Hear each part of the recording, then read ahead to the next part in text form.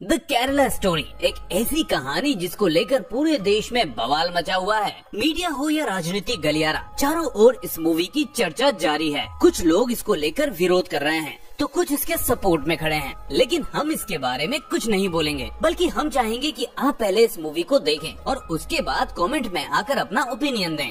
Movie की शुरुआत से पहले बस मैं आपको इतना बता दूं कि ये मूवी एक से ज्यादा सच्ची घटनाओं पर आधारित है, जिसको लेकर इस मूवी को बैन करने की बात भी हो रही थी। लेकिन कल मैं इसको थिएटर में एक्सपीरियंस कर आया हूँ और इतना कह सकता हूँ कि ये मूवी हम लोगों के लिए आंखें खोल देने वाली मूवी है। तो बिना देरी किए शुरू करते हैं आज की ये मूवी। तो मूवी की शुरुआत होती है एक इस्लामिक देश की पुलिस के इंटेरोगेशन रूम से, जहाँ एक लड़की पुलिस वालों को ये बता रही होती है कि वो आखिर अपने देश इंडिया से वहाँ कैसे पहुँची। दरअसल ये पुलिस आतंकवादियों की तलाश में जगह जगह घेराबंदी करती रहती थी और इसी दौरान उन्हें ये लड़की एक रेगिस्तान में बेहोश मिली थी। इसलिए अब ये इससे पूछताछ कर रहे हैं। वो उससे कहते हैं कि तुम खुद सीरिया जाना चाहती थी और अपने देश के खिलाफ काम करना चाहती थी, जिस पर वो लड़की कहती है कि वो इंडिया से अपनी मर्जी से निकली तो थी, लेकिन वो सब उसने ऐसे किया जैसे कोई उसको काबू में करके उससे ये सब करवा रहा हो और वो चाहकर भी कुछ न कर पा रही हो।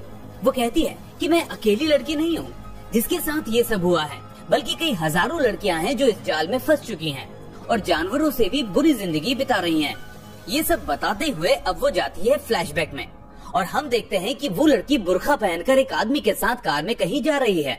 रास्ते में एक चेक पोस्ट पड़ता है जहाँ वो पैसे देकर आगे की ओर बढ़ जाते हैं और पहुँचते हैं अफगानिस्तान के हिंदुकुश पर्वतीय इलाके में। वहाँ वो एक गांव में रुकते हैं जहाँ के लोगों को देखकर वो लड़की अपनी फैमिली की यादों में खो जाती है। फिर मूवी में कहानी 2 साल पहले चली जाती है, जब ये लड़की यानी शालिनी इंडिया के केरला स्टेट में अपनी फैमिली के साथ हंसी खुशी रह रही थी। उसके परिवार में उसकी माँ और दादी थी जो उसको पूरा सपोर्ट करती थी। इसके बाद शालिनी कॉलेज में पढ़ने के लिए अपने शहर से बाहर हॉस्टल में रहने जाती है। कॉलेज पहुँचते ही उसे वहाँ की दीवारों पर एंटी इंडिया स्लोगन्स और पेंटिंग्स बनी हुई दिखती हैं, जिनको वो इग्नोर कर देती है। इसके बाद उसकी मुलाकात होती है अपनी रूममेट से। पहली नीमा जो ईसाई है, दूसरी गीतांजलि जो हिंदू है और तीसरी आसिफा जो एक मुस्लिम है।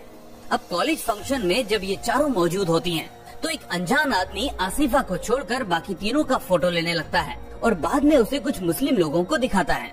अब कहानी आती है प्रेजेंट में, जब इंटरोगेशन ऑफिसर शालिनी से कहता है कि हमने पता किया है केरला में तुम्हारी बताई हुई जगह पर शालिनी नाम की कोई लड़की कभी रहती ही नहीं थी, इसलिए हमें सच सच बताओ कि तुमने ISIS कब ज्वाइन किया। शालिनी कहती है कब ज्वाइन किया, इससे जरूरी बात यह है सर कि आखिर ISIS क्यों और कैसे ज्वाइन किया। आखिर कैसे एक स्टूडेंट को इस खाई में धकेला गया जहाँ रोज कई औरतों और बच्चों को ब्रूटल तरीके से मारा जाता हो। इसके बाद वो बताती है कि हिंदुकुश से होते हुए वो उस आदमी यानी शाकिब के साथ पहुंचती है ISIS के अड्डे यानी शाहबाद में, जहां वो शाकिब से कहती है कि उसे अपनी मां को कॉल करना है। लेकिन शाकिब उसको बताता है कि अगर हमने ऐसा किया तो हमारी कॉल ट्रेस हो जाएगी, इसलिए मैं ऐसा नहीं कर सकता। इसके बाद उन्हें जो कमरा मिलता है वो उसको साफ करने लगते हैं और इस बीच शाकिब उसके साथ इंटीमेट होने की कोशिश करता है। शालिनी उसको रोकती है और कहती है कि मैं प्रेग्नेंट हूँ और वैसे भी इस्लामिक में किसी के साथ जबरदस्ती रिश्ता बनाना बहुत ही बड़ा गुनाह होता है, इसलिए ऐसा मत करो। लेकिन शाकिब उसकी एक नहीं सुनता और उसके साथ जोर जबरदस्ती करना शुरू कर देता है। अब कहानी पहुंचती है फ्लैशबैक में, जहां चारों सहेलियां डिनर के लिए बाहर जाने वाली हैं। लेकिन उससे पहले आसिफा किसी को कॉल करती है और अच्छे से बिहेव करने को बोलती है। इसके बाद वो तीनों सहेलियों से बोलती है कि नीचे मेरे कजिन्स आए हुए हैं जो हमारे साथ डिनर पर चलेंगे, पर वो पहले बीच पर जाना चाहते हैं, तो क्यों ना हम पहले बीच पर चलें और फिर वहाँ टाइम स्पेंड करने के बाद डिनर पर चलें। अब तीनों सहेलियाँ इसके लिए मान जाती हैं। जिसके बाद हम देखते हैं कि आसिफा कार में तीनों को अपने कजिन से मिलवाती है। एक होता है रमीज जो MBBS कर रहा होता है और दूसरा होता है अब्दुल जो एक बड़ा बिजनेसमैन है। रमीज रास्ते में अपने विजन को शेयर करता है और किसी तरह वो विदेश जाकर पैसा कमाना चाहता है, जिसे सुनकर शालिनी उससे इम्प्रेस हो जाती है। इसके बाद सभी मिलकर बीच पर एंजॉय करते हैं और फिर डिनर के लिए चले जाते हैं। हालांकि दोनों लड़के कहते हैं कि तुम लोग चलो, हम लोग डिनर के टाइम तक आ जाएंगे। अब डिनर से पहले आसिफा और नीमा प्रे करती हैं, जिसके बाद आसिफा बोलती है कि बिना प्रे किए खाना खाना पाप है। डिनर के बाद जब चारों लौट रही होती हैं, तो आसिफा इस्लाम की बातें करने लगती है। वो कहती है जो लोग पाप करते हैं उनको दोज़ख की आग में जलना पड़ता है, जो लोग इस्लाम को नहीं मानते वो भी नास्तिक होते हैं, इसलिए उन्हें भी अल्लाह नहीं बख्शता। इस तरह वो ये साबित करने की कोशिश करती है कि इस्लाम धर्म सबसे अच्छा है। अब ईद आती है, जहाँ सभी आसिफा के घर जाते हैं। वहाँ अपनी खातिरदारी होते देख शालिनी और गीतांजलि बहुत ही अच्छा महसूस करती हैं। उस मौके पर रमीज और अब्दुल भी वहाँ मौजूद होते हैं, जिनसे दोनों की नजदीकियाँ और बढ़ जाती हैं। अब कहानी अफगानिस्तान की तरफ आती है, जहाँ शाकिब अपनी ट्रेनिंग के लिए बाहर जा रहा था और शालिनी बुर्का पहनकर बाहर निकल रही थी। दोस्तों, आप सोच रहे होंगे कि ये शाकिब इस कहानी में कहाँ से आया हुआ है और आखिर वो शालिनी के साथ क्या कर रहा है, तो वो आपको आगे पता चल जाएगा। खैर, शालिनी बुर्के में बाहर जाती है, जो देखती है कि कुछ लोगों ने एक औरत को इसलिए मार दिया क्योंकि वो अकेली बाहर आई। आगे वो देखती है कि कुछ लोग एक औरत का हाथ काट देते हैं क्योंकि उसने लिपस्टिक लगाई थी, और उसके पति का सर काट देते हैं क्योंकि उसने अपनी पत्नी को लिपस्टिक लगाने की इजाजत दी थी। अब सबको देखकर शालिनी बेहद घबरा जाती है। अब शालिनी शाजिया के साथ वापस घर आती है। दरअसल शाजिया वहाँ के लीडर की बीवी होती है और उसके साथ घूमने पर उसे कोई खतरा नहीं होता। इस तरह वो वापस अपने घर आ जाती है। अब कहानी वापस चारों सहेलियों पर जाती है, जहाँ आसिफा 2 आदमियों से मिलने आती है, जिसके साथ रमीज और अब्दुल भी मौजूद थे। वो सभी मिलकर एक वीडियो देखते हैं, जिसमें एक आतंकवादी एक खास ड्रग के बारे में सभी को बता रहा होता है कि इस तरह उसका इस्तेमाल करके धीरे धीरे भूख लगना और दर्द का महसूस होना खत्म हो जाता है और नशे में आदमी वही करने लगता है जो उससे कहा जाता है। वीडियो देखने के बाद एक आदमी अब रमीज और अब्दुल से बोलता है कि लड़कियों को ये ड्रग देना होगा और उनके साथ फिजिकल रिलेशन बनाना होगा ताकि वो तुमसे दूर ना हो पाए। इसके बाद एक आदमी उन दोनों को पैसे देकर ये काम जल्द ही खत्म करने को बोलता है। अब अगले दिन बाकी तीनों सहेलियां मॉल जाने के लिए निकल पड़ती हैं और आसिफा पीछे से किसी को फोन करती है और तैयार रहने को बोलती है। मॉल में जाने पर कुछ आदमी उन तीनों का पीछा करते हैं और एक आदमी गीतांजलि को गलत तरीके से टच करता है। इसका विरोध करने पर बात और बढ़ जाती है और इसी बीच वो आदमी तीनों के कपड़े फाड़ देता है। ये सब होते हुए सब देखते हैं, लेकिन कोई आदमी मदद नहीं करता। लेकिन तभी एक औरत वहाँ आती है और अपने बुर्के से उन तीनों के शरीर को कवर करती है। इसके बाद तीनों वापस आकर ये बात आसिफा को बताती है। आसिफा उनसे कहती है कि अगर तुमने हिजाब पहना होता तो तुम्हारे साथ ये सब नहीं होता। किसी की हिम्मत नहीं है कि एक हिजाब पहनी हुई लड़की या औरत को कोई टच भी कर दे। ईसा मसीह जब मारा जा रहा था तो आखिर गॉड ने उनको क्यों नहीं बचाया? ऐसा गॉड किस काम का है? इसके बाद गीतांजलि और शालिनी रमीज और अब्दुल से मिलने जाते हैं, जहाँ वो दोनों उनके सामने गुस्सा होने का नाटक करते हैं और उन्हें सिंपैथी दिखाते हैं। शालिनी कहती है कि इस तरह के स्ट्रेस की वजह से अब नींद नहीं आती है और इसी बात का फायदा उठाकर वो दोनों उनको वो ड्रग दे देते हैं और कहते हैं कि तुम परेशान मत हो, सब ठीक हो जाएगा। ये दवाई है जो तुम्हें सोने में मदद करेगी और आगे से याद रखना कि तुम बिना हिजाब पहने कहीं मत जाना ताकि ऐसा वापस ना हो। वो दोनों अगले दिन से ऐसा ही करती हैं और हिजाब पहनना शुरू कर देती हैं। इस बीच एक दिन इंटीमेसी को लेकर दोनों सहेलियां अपने अपने बॉयफ्रेंड से कहती हैं कि शादी से पहले एक दूसरे के साथ रिश्ता रखना पाप होता है। तो रमीज उन्हें समझाता है कि जब एक साथ हमेशा साथ रहना है तो फिर रिश्ता बनाने में कोई दिक्कत नहीं होती और इस तरह वो दोनों को फिजिकल रिलेशन बनाने के लिए तैयार कर लेते हैं। अब एक दिन चारों सहेलियों में बहस हो रही होती है कि आखिर कौन से गॉड बड़े हैं, जिस पर शालिनी कहती है कि सबसे बड़े शिव हैं, जिस पर आसिफा कहती है कि जो भगवान अपनी वाइफ को जलने से ना बचा सका वो इंसानों को क्या बचाएगा। वो भगवान राम के लिए कहती है कि जो भगवान अपनी वाइफ को किडनैप होने से नहीं बचा पाए वो इंसानों की क्या रक्षा करेंगे। और फिर वो भगवान कृष्ण के लिए बोलती है कि जो भगवान अपनी सारी लड़कियों के साथ रासलीला करता हो उन पर आखिर कौन लड़की भरोसा करेगी। ऐसे भगवानों को मानना ही सबसे बड़ा पाप है जो तुम कर रहे हो। शालिनी और गीतांजलि के सामने कभी किसी ने ये बातें नहीं बोली थी। ऊपर से वो इस बात का जवाब देने में सक्षम नहीं थी क्योंकि वो कोई पंडित तो थी नहीं, इसलिए वो आसिफा की बातों में आ जाती है और उस कॉन्वर्सेशन को वहीं एंड कर देती है। आसिफा भी लास्ट में कहती है कि वो असली भगवान को पहचानने में उन दोनों की मदद करेगी। खैर, अब कहानी आती है अफगानिस्तान में, जहाँ शालिनी को लिवर पेन होता है और हॉस्पिटल में वो अपने बच्चे को जन्म देती है। अब उसे पता चलता है कि इशाक काबुल जाने वाला है, इसलिए वो उसके साथ चलने के लिए बोलती है, लेकिन इशाक उससे कहता है कि वो यहाँ से अब कभी नहीं निकल पाएगी और ऐसा कहकर वो वहाँ से चला जाता है। अब शालिनी के बच्चे को बुखार आता है। दवा न होने की वजह से वो छुपते छुपाते शाजिया के पास मदद मांगने पहुँचती है और कहती है कि मुझे अपनी माँ से बात करनी है। बहुत देर रिक्वेस्ट करने पर शाजिया उसे एक औरत के पास ले जाती है जिसके पास मोबाइल होता है। शालिनी फौरन उस फोन से अपनी लोकल भाषा मलयालम में अपनी माँ को एक मैसेज भेजती है जिसमें वो अपनी लोकेशन के बारे में भी बता देती है। अब जिस औरत का फोन उसने इस्तेमाल किया था उसके पति को इस भाषा का पता चल जाता है और वो अपनी बीवी को मार देता है। अब कहानी फिर से फ्लैशबैक में जाती है जहां आसिफा शालिनी और गीतांजलि को मुस्लिम लड़कियों की तरह रहना, खाना, पीना और कपड़े पहनना सिखा रही होती है। वो दोनों भी इस काम को राजी राजी कर रही होती हैं, क्योंकि उनके ऊपर उस ड्रग का अच्छा असर होता है। इस बीच वो दोनों एक दिन अपने घर जाती हैं, जहां उनके पेरेंट्स उनको देखकर हैरान हो जाते हैं। वो वहाँ ठीक से रुक नहीं पाती, इसलिए वापस कॉलेज आकर हॉस्टल में रहने लगती हैं। अब एक दिन आसिफा उन्हें उन्हीं दो आदमियों के पास लेकर जाती है जो शुरू में सभी को उस ड्रग की वीडियो दिखा रहे थे।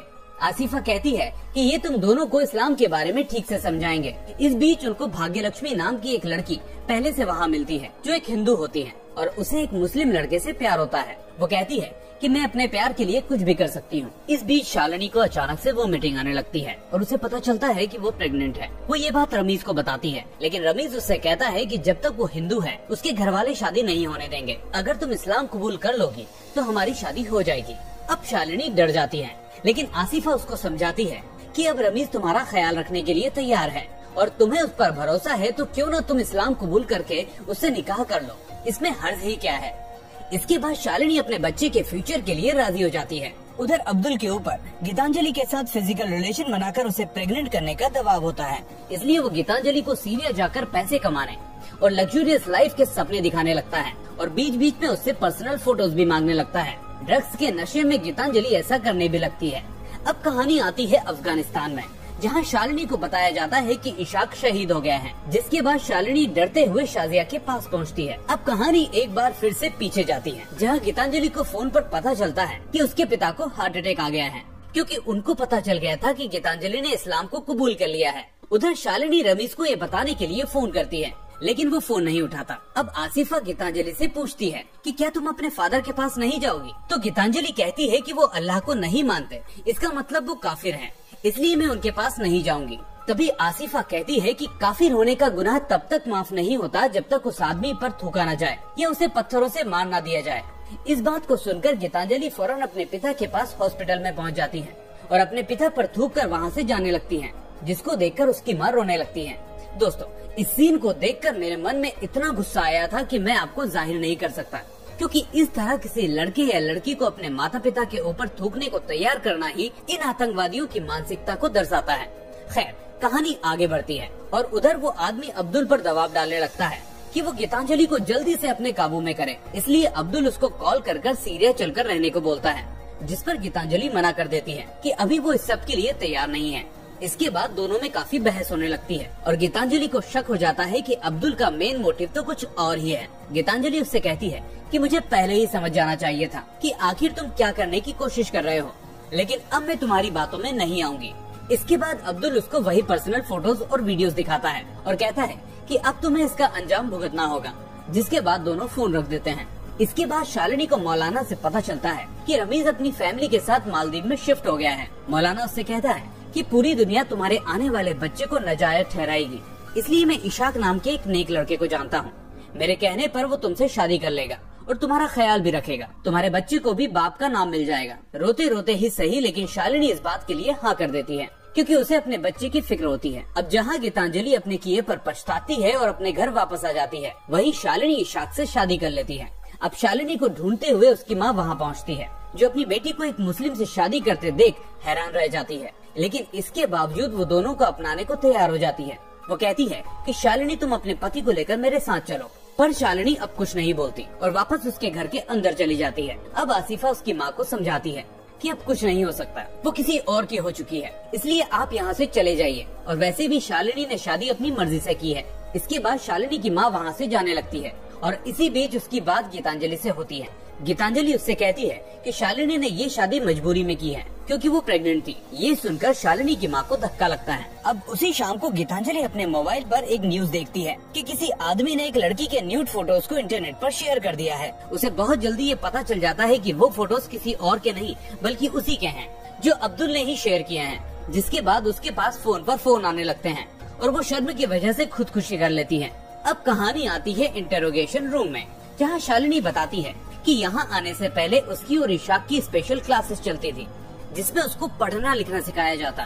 वो कहती है कि वहाँ भी कपल्स थे, लेकिन सभी को अलग अलग चीजें सिखाई जाती थी। सभी के पास वो ड्रग वाली दवा थी, जिसको लेकर सभी अपनी लिमिट्स को क्रॉस करके कुछ भी करने को तैयार हो जाते थे, फिर चाहे किसी और को मारना हो या खुद को मारना हो।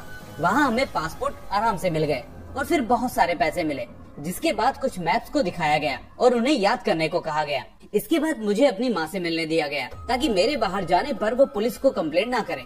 इसके बाद मैं अपने पति इशाक के साथ कोलंबो हनीमून पर चली गई, जहाँ मुझे अगले दिन मेरी सहेली नीमा का फोन आता है, जो बताती है कि ये सब एक चक्रव्यूह है जिसमें तुमको रमीज, अब्दुल और आसिफा ने फंसाया है। ये उनका धंधा है और इसी से वो पैसा कमाते हैं। नीमा कहती है कि वो ये सब पता करने के लिए कुछ दिनों से रमीज के साथ ही थी। उसने रमीज को रोकना चाहा, लेकिन रमीज ने उल्टा उसी को ड्रग देकर उसके साथ रेप किया और करीब 20 और लोगों ने उसके साथ रेप किया। नीमा आगे बताती है कि रमीज अभी भी यहीं है और दूसरी लड़कियों को फंसा रहा है। वो गीतांजलि की सुसाइड के बारे में भी शालिनी को बताती है और सुनकर शालिनी पूरी तरह से टूट जाती है। अब उसका दिमाग पहले से कमजोर हो चुका था। उसके अंदर इतनी ताकत नहीं बची थी कि वो इन सब का सामना करके सभी के खिलाफ लड़ सके। इसलिए वो फोन रख देती है, ये बोलकर कि वो बाद में बात करेगी। इसके बाद नीमा एक्टिव होती है और वो लव जिहाद से जुड़े सारे फैक्ट्स को इकट्ठा करना शुरू करती है। इसके बाद वो गीतांजलि के पेरेंट्स और शालिनी की माँ को लेकर पुलिस के पास पहुँचती है और उन्हें ये सब बताती है। पुलिस कहती है कि सबूत ना होने की वजह से वो उनकी हेल्प नहीं कर सकती, जिस पर नीमा कहती है कि वो सबूत लेकर आएगी। अब कहानी आती है अफगानिस्तान में शालिनी पर, जहाँ लोग उसे और उसके बच्चे को पकड़कर शाजिया के पास से लेकर जाते हैं। इसके बाद वो उसके बच्चे को ले जाते हैं और शालिनी को बाकी औरतों के साथ कैद कर देते हैं। यहाँ शालिनी को भाग्य लक्ष्मी मिलती है, जो अपने परिवार को छोड़कर एक मुस्लिम लड़के के साथ यहाँ आई थी। वो कहती है कि मेरा पति भी मर गया है और इन सबका भी। जिन लोगों के पति मर जाते हैं वो इन आतंकवादियों की गुलाम बन जाती हैं और वो जब चाहे इनको नोचते हैं और इनका रेप करते हैं। थोड़ी देर बाद एक आदमी आकर शालिनी को वहाँ से लेकर जाता है और फिर काफी लोग मिलकर उसके साथ भी वही करने लगते हैं जिसके बारे में अभी भाग्यलक्ष्मी उसे बता रही थी। अगले दिन उन औरतों को कहीं ले जाया जा रहा था। शालिनी पढ़ने में होशियार थी, इसलिए उसे मैप याद था। वो समझ जाती है कि उन औरतों को उस वक्त टर्की और सीरिया के बॉर्डर पर ले जाया जा रहा है। इसके बाद वो अपनी नॉलेज का फायदा उठाती है और भाग्यलक्ष्मी के साथ एक और औरत को लेकर वहाँ से भागने का प्लान बनाती है। भागते भागते वो एक रेगिस्तान में पहुँच जाती है, जहाँ उनका पीछा वो आदमी भी अभी कर रहे होते हैं। पहले वो उस औरत को निशाना बनाते हैं और फिर अगली गोली भाग्यलक्ष्मी को लगती है, जिसके बाद शालिनी डर की वजह से तेज भागने लगती है और उन लोगों के इलाके से काफी दूर निकल जाती है। इसके बाद वो थककर बेहोश हो जाती है और पूरे 17 घंटे बाद ड्रोन की नजर उस पर पड़ती है, जिसके बाद उसे वहाँ ले जाया जाता है जहाँ इस वक्त ये सब बयान दे रही है, यानी पुलिस इंटेरोगेशन रूम में। वो कहती है, मैंने आपको सब बता दिया है, अब आप लोग उन पर कार्रवाई कीजिए और मुझे मेरे घर जाने दीजिए। पुलिस या आर्मी कहती है, हम आपको ऐसे नहीं जाने दे सकते, लेकिन आप अभी हमारी फैसिलिटी में सेफ हैं। जिसके बाद वो शालिनी से उसकी माँ की बात करवाते हैं। अब शालिनी उस जेल में शाम को बाहर आती है, जहाँ वो अपने बुर्के को जलता हुआ देखती है और आखिरकार उसे एहसास होता है कि उसने अपनी लाइफ में एक बहुत ही बड़ी गलती को अंजाम दिया है। इसके बाद वो उस आग में अपने पश्चाताप के आंसू को जला देती है और एहसास करती है कि वो एक सनातनी हिंदू है। और इसी के साथ होता है इस मूवी का दी एंड।